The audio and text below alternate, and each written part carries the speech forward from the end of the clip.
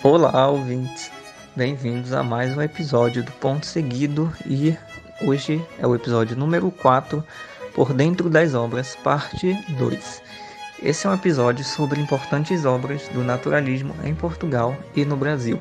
Ele será apresentado pela Tainá, pela Valéria e pela Larissa, onde elas vão falar sobre os livros O Crime do Padre Amaro e A Tragédia da Rua das Flores, de Eça de Queiroz, O Cortiço, de Aloysio de Azevedo e O Bom Crioulo, de Adolfo Caminha. Então, vamos lá.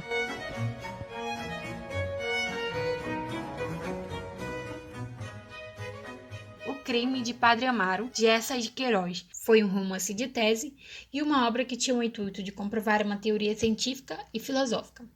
No livro, o autor tece críticas ao clero e à burguesia da época em um retrato fiel e documental da sociedade contemporânea que marca a chegada do realismo a Portugal. Por conta do seu conteúdo, o livro causou polêmicas ao ser publicado, tendo se transformado numa das obras-primas da literatura portuguesa. Então, os seus personagens são Amaro, que foi conduzido ao sacerdócio por vontade de sua madrinha, e cedo descobre o desejo pelas mulheres e a vontade de viver como um homem comum. Ao chegar a Leiria, se apaixona por Amélia e vai gradualmente deixando de lado todos os comportamentos esperados de um padre. Amélia, descrita como uma moça de 23 anos, bonita, forte, muito desejada. Amélia é filha da dona da pensão, onde Amaro ficou hospedado. Noiva de João Eduardo, se apaixona por Amaro. Abre mão de casar e construir uma família por amor ao padre. Cônego Dias é um professor de moral no seminário, enquanto Amaro era estudante. Recebe o jovem em Leiria e o coloca vivendo na casa de Dona Joaneira, com quem tem um caso. Ajuda Amaro a esconder o seu envolvimento com Amélia. A senhora Joaneira é outra personagem, também chamada de Augusta Caminha, e é mãe de Amélia. Recebe Amaro em sua casa e não desconfia da paixão entre o padre e a sua filha. Embora fosse uma mulher muito religiosa, era amante de Cônego Dias. João Eduardo, outro personagem, era noivo de Amélia e começa a desconfiar de sua proximidade com Amaro. Os ciúmes despertam em si uma forte raiva perante todos os membros do clero, sendo autor do artigo de jornal que expõe as inúmeras falhas dos padres da região. Outra personagem também é Dionísia, que quando Amaro sai de casa de Dona Joaneira, contrata Dionísia para ser sua empregada. A mulher é a primeira personagem a perceber a paixão entre Amaro e Amélia, ajudando-o a descobrir os seus encontros secretos. E outra personagem também é Dona Josefa. Depois da gravidez de Amélia, Josefa é a nova cúmplice do casal. Sendo uma mulher doente de idade avançada, se isola na casa de campo com Amélia como sua companhia. Embora despreze a jovem pelo caráter ilícito do seu amor, aceita esconder a gravidez, esperando que isso a faça cair nas graças de Deus. Agora vou fazer um resumo geral da obra, né? Então, O Crime de Padre Amaro vai retratar a corrupção moral dos membros do clero, contrapondo, os mandamentos da Igreja Católica acerca, dos comportamentos dos padres descritos por essa. Então, a trama ela vai se centrar sobretudo no romance proibido entre Amaro, o padre jovem que chega à cidade de Leiria, e Amélia, filha da dona da pensão que o recebe. E a atração e o desejo entre Amaro e a filha da dona da casa, Amélia, é notória desde a primeira vez que se veem, aumentando cada vez mais, mesmo que tentem evitar ou esconder os seus sentimentos, mas ela é noiva de João Eduardo, que percebendo a ligação platônica entre os dois, é totalmente dominado pelo ciúme e o ódio ao clero. Assim, incentivado pelos companheiros de luta anticlerical, ele acaba escrevendo um artigo devastador, onde ele aponta, sem fornecer nomes, todos os defeitos e pecados dos padres da era. E Dionisa, a nova empregada de Amaro, percebe a paixão do padre pela moça e ajuda o casal a encobrir os seus encontros. Então eles acabam consumindo a paixão e começam a ter um relacionamento secreto.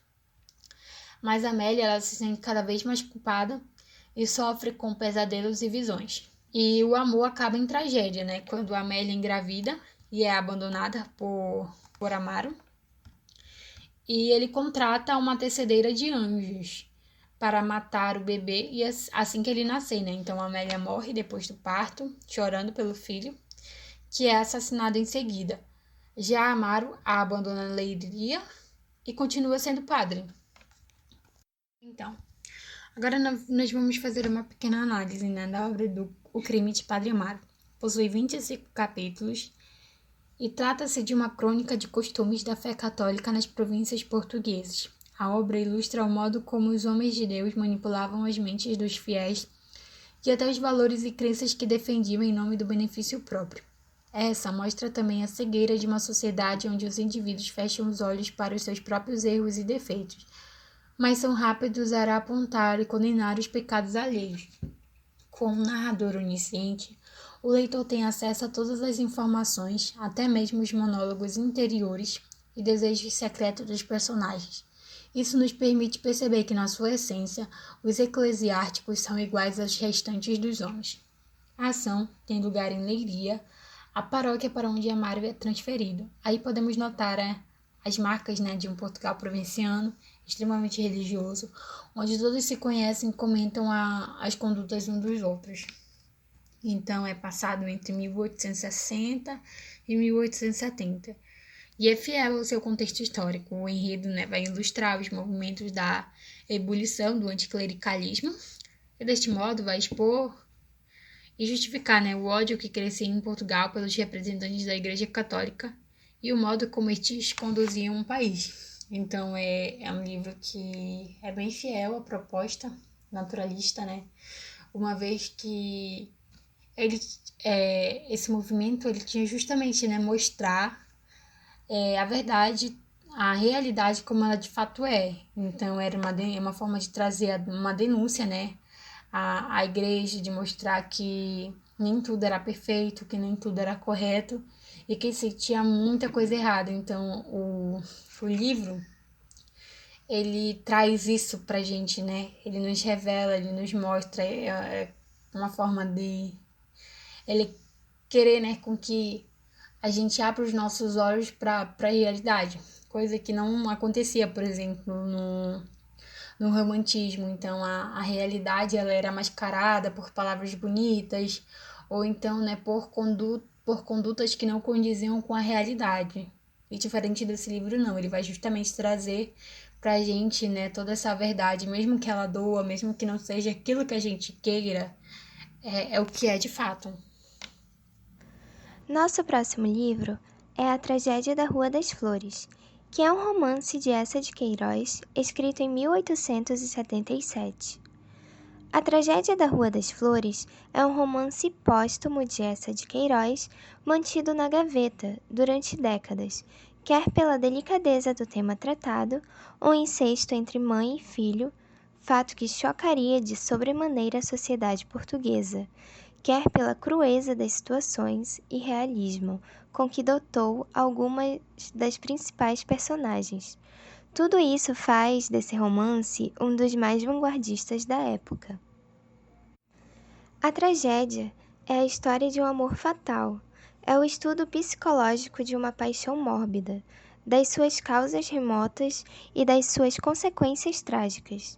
Joaquina da Ega, que mais tarde se chamará Genoveva, casada com Pedro da Ega, vivia em Lisboa, mas logo após o nascimento do filho, abandona este e o marido para fugir com o emigrado espanhol. Em Espanha, torna-se cortesã. Entretanto, Pedro da Ega morre em Angola. Joaquina casa-se depois com M. de Molineux, um velho senador com quem vive em Paris. Mas a queda de Napoleão Bonaparte trazem-na de volta a Portugal, agora com Gomes, um brasileiro, já que o senador havia falecido. Faz-se então passar por M. de Molineux. Em Lisboa, instala-se na Rua das Flores. Logo se envolve com Damaso, de Mavião, a quem irá explorar sem piedade. No entanto, apaixona-se por Vítor, um jovem de 23 anos, bacharel em Direito. Quando faz 40 anos, repele Damaso, planejando voltar para Paris com Vitor. O tio de Vitor, Timóteo, o único detentor da trágica verdade, tenta acabar com a relação dos dois. Decide então contar toda a verdade a Genoveva. Ao saber que era amante do seu próprio filho, Genoveva atira-se da varanda de sua casa na presença de Vitor, que nunca chegaria a perceber tal atitude nem saber da verdade. A tragédia pretende criticar, sobretudo, a ganância da sociedade do adultério. Pretende ser um estudo dos costumes da sociedade lisboeta, tipificada aqui pelos burgueses que vivem de rendas como Dámaso, os advogados ociosos, representados por Vitor, os juízes reformados, de que é exemplo o tio Timóteo. Segundo Luciana Ferreira Leal, não há dúvida de que a visão de Eça de Queiroz é trágica, e isso, possivelmente, deve-se à própria visão pessoal do escritor e de sua geração, e não necessariamente à visão do que realmente foi Portugal. Essa visão trágica muda nas últimas obras do escritor. Ainda segundo a autora, acredita-se importante considerar que, muito mais que a ideologia, a trajetória de Eça de Queiroz é literária, mais que a visão socialista e irreverente da obra. O que soa é o caráter artístico, o que permanece é a realização do ideal de arte. E conforme Etelvina Maria de Jesus Soares, para ser grande, qualquer obra literária tem de concomitantemente refletir os problemas de determinado tempo e introduzi-los num plano histórico importante para o desenvolvimento da civilização. Assim sendo, pode-se considerar que Eça de Queiroz utiliza e explora o cenário local como os seus dramas pessoais e consegue representar com grande propriedade a sua visão trágica do homem e do mundo. Em 1981, o livro foi adaptado para uma série televisiva portuguesa, com título homônimo, dirigida por Ferrão Katzenstein. E o nosso próximo livro é uma história polêmica, Bom Crioulo, de Adolfo Caminha. Amaro, um escravo fugido, alista-se na marinha, tornando-se um soldado exemplar. Forte e gentil com todos, recebe o apelido de Bom Crioulo. 10 anos se passam e Amaro não mostra a mesma disposição para o trabalho, nem tampouco a mesma gentileza, notadamente quando se entrega à bebida. Seu estado de ânimo se altera também na presença de certo grumete, Aleixo, com quem se envolve sexualmente. Amaro já havia ficado com uma mulher, mas só agora descobre sua verdadeira vontade. Chegam ao Rio de Janeiro e se instalam em uma pensão na Rua da Misericórdia, cuja proprietária, Dona Carolina, sabedora da indisposição de Amaro para mulheres, arranja um quarto discreto para os dois. Ali, Aleixo cedia a todos os desejos de Amaro, como o de observá-lo nu. Um ano se passa, durante o qual os dois marinheiros levam uma vida matrimonial secreta. Mas Amaro é transferido para outro navio e ocorre a separação que ele tanto temia. Na ausência de Amaro, Dona Carolina seduz Aleixo.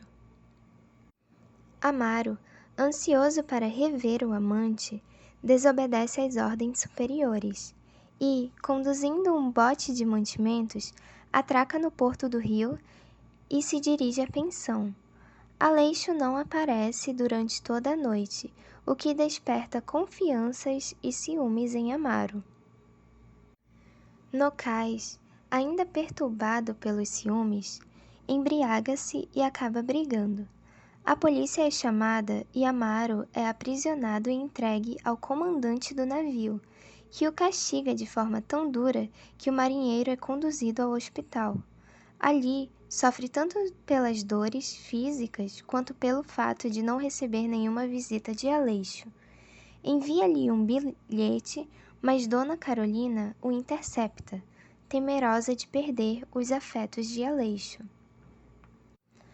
Amaro recebe a visita de Herculano, antigo companheiro de embarcação, que revela o envolvimento de Aleixo com uma mulher.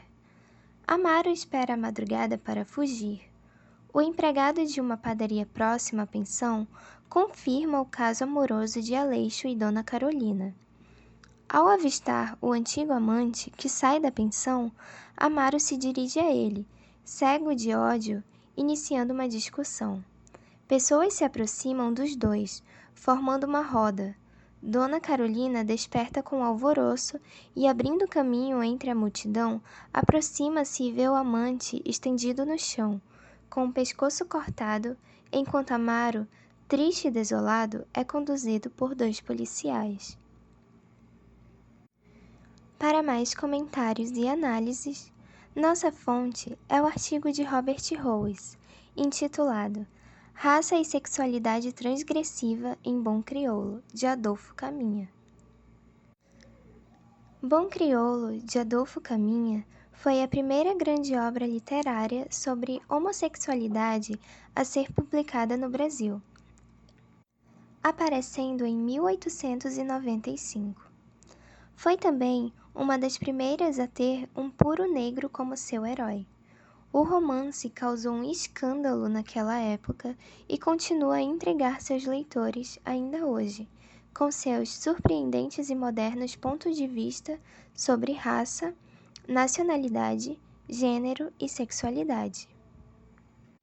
Bom Crioulo foi publicado no final de 1895, mas obra estava em preparação por mais de 1 ano. Em Atentados ao Pudor, um dos primeiros tratados médicos legais brasileiros sobre homossexualidade, publicado em 1894, o Dr. Viveiros de Castro notou que Caminha tinha lhe dito que ele estava escrevendo um romance sobre o assunto. Numa carta para Sabino Batista, datada de 31 de outubro de 1894, Caminha escreveu que seu livro estava no prelo e devia aparecer em dezembro. Em 20 de janeiro de 1895, o jornal O País noticiou que o livro estava para ser publicado. Mas 10 meses passaram até que finalmente aparecesse em novembro de 1895. Essa demora pode ter sido causada por dúvidas sobre o assunto tratado ou sobre a reação da Marinha, mas o mais provável é que tenha sido causado por dificuldades financeiras do editor. Domingos de Magalhães, português de origem, era um dos maiores editores do Rio de Janeiro, mas era reconhecido por sua demora na publicação dos livros. Sua livraria tinha mudado para um novo local 1 ano antes e é possível que ele estava com dificuldades em pagar as suas contas. A primeira reação quando da aparição de Bom Crioulo foi de bisbilhotar a vida pessoal do autor. Bom Crioulo é a história de um homossexual negro de baixa classe narrada por um heterossexual branco de classe média. Por muito que Caminha simpatizasse por seu herói, o romance é sempre a visão de um estranho. O livro está baseado em fontes impressas, principalmente europeias, e observações pessoais do autor da vida a bordo. Não faz nenhuma referência direta à subcultura homossexual contemporânea do Rio de Janeiro. E, depois de ser descoberto, na verdade, redescoberto, na década de 1940, entrou na história da literatura brasileira como um romance naturalista. Escrito numa época de transição social e incerteza política, Bom Crioulo não dá nenhuma resposta clara para as questões que levanta. Baseado num drama homossexual da vida real, inspirar-se tanto nos preceitos da literatura clássica como nas teorias científicas contemporâneas para alcançar seus objetivos estéticos. A trama é dirigida pelas emoções humanas universais de amor, desejo e ciúme. Mas o romance é firmemente enraizado no Brasil quase contemporâneo, introduzindo a homossexualidade como um novo e controverso tema literário. E aí, galera, nossa próxima obra a ser resenhada se chama O Cortiço. O Cortiço é um romance do escritor brasileiro Aloísio de Azevedo. Ele foi publicado em 1890 e faz parte do movimento naturalista do Brasil. A obra retrata a vida das pessoas simples em um cortiço, que é uma habitação coletiva do Rio de Janeiro. Com teor crítico, trata-se de uma exímia representação da realidade brasileira do século XIX. Falando sobre a estrutura da obra, ela é composta de 23 capítulos, na qual o cortiço mesmo torna-se o personagem principal. O espaço é personificado em diversas passagens do livro. Além do cortiço, há momentos em que a história se passa na pedreira e na taverna de João Romão. Em alguns momentos é citado o sobrado da classe burguesa no bairro do Botafogo. De tal modo, os personagens burgueses se misturam com a vida simples dos habitantes do cortiço. Ele é repleto de descrições e explora as características físicas e o comportamento de seus personagens, marcados pela degradação, seja moral, seja espiritual ou física, e a ambição. Um exemplo é a animalização dos personagens, revelada sobretudo pelos instintos sexuais. O livro de Aloísio de Azevedo é narrado em terceira pessoa. O narrador é do tipo onisciente, ou seja, sabe de tudo, algo recorrente no naturalismo. Esse narrador pode entrar nos pensamentos dos personagens e tentar comprovar suas teses de que o meio está influenciando as atitudes deles. Aparentemente, ele é imparcial. No entanto, a própria postura de apresentar os fatos de maneira objetiva se mostra tendenciosa do viés ideológico. A história é apresentada de maneira linear, ou seja, tem começo, meio e fim. Embora se passe no Brasil do século XIX, ela não possui datas específicas. Há, porém, relação de tempo a partir do processo de desenvolvimento do cortiço e enriquecimento de João Romão. Essa obra possui 2 espaços em que a história se desenrola. O primeiro deles é o cortiço em si, que funciona como um organismo vivo, e trata-se de um amontoado de casebres bastante humildes. Nesse espaço estão representadas a mistura de raças e promiscuidade dos mais pobres. Junto a esse cenário estão a pedreira e a taverna, como eu já citei, também de João Romão. O outro espaço é o sobrado com ares aristocráticos de Miranda, ao lado do cortiço. Na obra, a casa representa a burguesia em ascensão do século XIX. O cortiço e o sobrado estão situados no bairro de Botafogo. A beleza exuberante e o calor intenso do clima tropical ajudam a corromper o homem que ali vive. Agora, falando sobre a questão da animalização, vale citar que o livro Cortiço é considerado como um dos melhores representantes brasileiros do naturalismo, porque ele trabalha com as principais características desse movimento. Entre elas, destaca-se o modo como o autor animaliza os personagens, ou seja, eles agem de acordo com os seus instintos sexuais e de sobrevivência, como se fossem animais mesmo. Ela é também a mais emblemática do movimento naturalista no Brasil.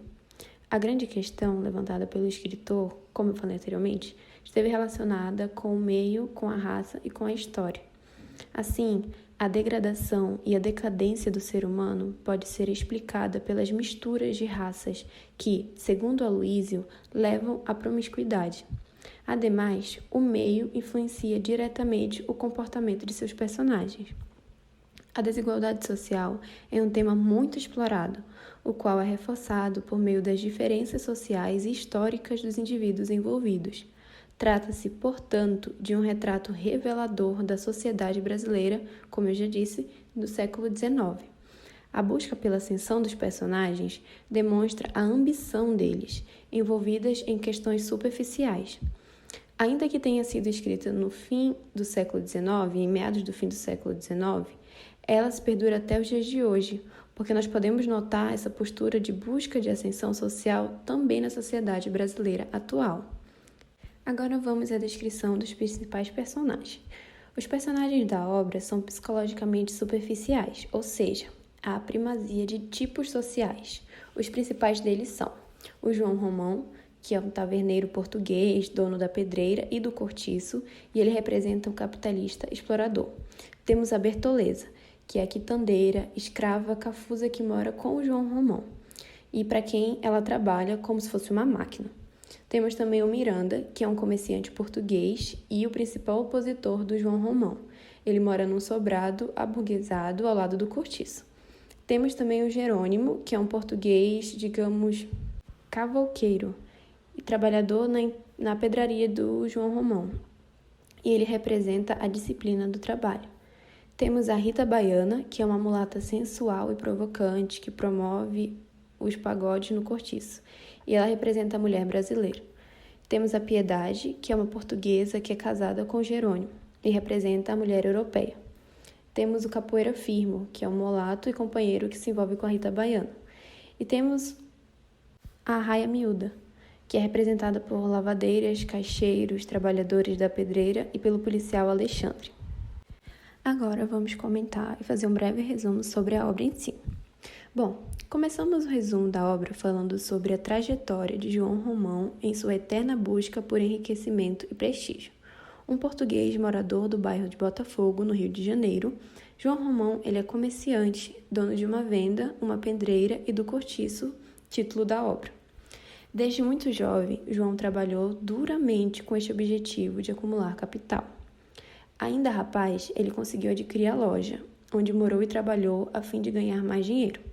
Nesse meio termo, ele passa a se relacionar com a Bertoleza, que é a escrava fugida que trabalha numa quitanda. Os dois se amigam, entre aspas, e João Romão forja uma carta de alforria para Bertoleza, fazendo-a acreditar que está livre. A mulher passa a fazer todo tipo de serviço por seu companheiro e ele continua as suas ambições cada vez maiores. Não demora muito para João Romão passar a adotar métodos questionáveis e até mesmo criminosos a fim de conseguir o que ele busca. Ele trabalha em uma pedreira próxima e, durante a noite, passa a roubar materiais de obras que ficam expostos durante a noite para construir um punhado de casas em um terreno. Logo, está fundado o cortiço de João Romão. Já com 2 empreendimentos dando frutos, a venda e o cortiço, o terceiro vem rápido, a própria pedreira onde trabalhava. O português a adquire e agora tem em suas mãos o que precisa para se tornar rico. Miranda é um outro português comerciante, igualmente figura importante na narrativa. Ele possui um conturbado casamento com Estela, de grande riqueza. Ele, além de rico graças à esposa, tem certo prestígio na alta sociedade.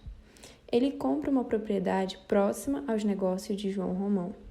Não demora para um conflito se estabelecer com relação à vontade do aristocrático em adquirir parte das terras de João para ter um quintal maior.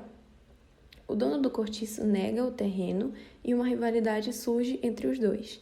Graças a Miranda e sua posição mais prestigiada, João Romão passa a trabalhar ainda mais arduamente para se tornar rico e conquistar privilégios e ranking social.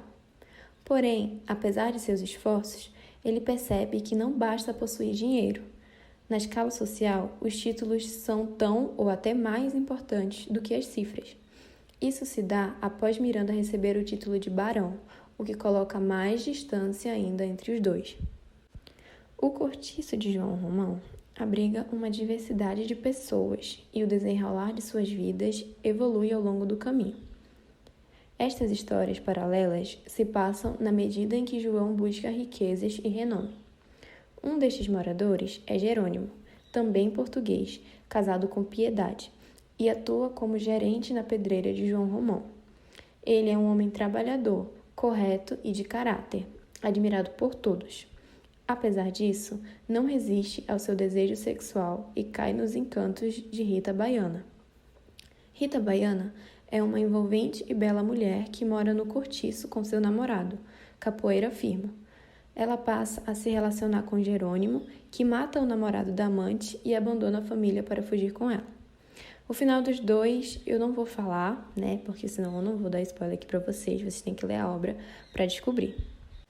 Outra importante relação que se passa no cortiço é o de Pombinha e Leone. A Pombinha é uma jovem moça ansiosa pela menstruação e a possibilidade de se casar. Já a Leone é uma prostituta que seduz a moça e alguma coisa acontece com elas que eu também não vou falar. Enfim, de forma contrastante com a vida de seus moradores, o cortiço apenas prospera. E após perceber que não basta dinheiro para se posicionar bem na sociedade, o João Romão passa a pôr em prática um plano para aristocratizar o cortiço. O lugar é repaginado e recebe reformas e melhorias. Moradores como Piedade são expulsos do lugar e alguns passam a viver na Cabeça de Gato, que é outra habitação semelhante ao cortiço de antigamente, onde os considerados como escória são encontrados. O cortiço passa a ser a Avenida São Romão, também conhecida como Avenida João Romão. Então, curiosos para saber o desfecho dessa história? Mas aí já é com vocês. Vocês vão precisar ler para descobrir, tá bom? Ah, mais uma coisa. Essa obra também foi adaptada para os cinemas em 1978, com a direção de Francisco Ramalho Júnior e a atuação de grandes nomes da época, como Beth Faria no papel da Rita Baiano.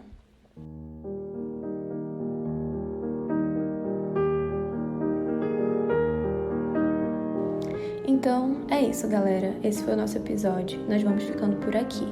Nos encontramos novamente no 5º e último episódio, intitulado Pelas Ruas do Amazonas, onde vamos abordar sobre o realismo e o naturalismo aqui no nosso estado, o Amazonas. Vocês não podem perder, hein? É isso, beijinhos e até logo!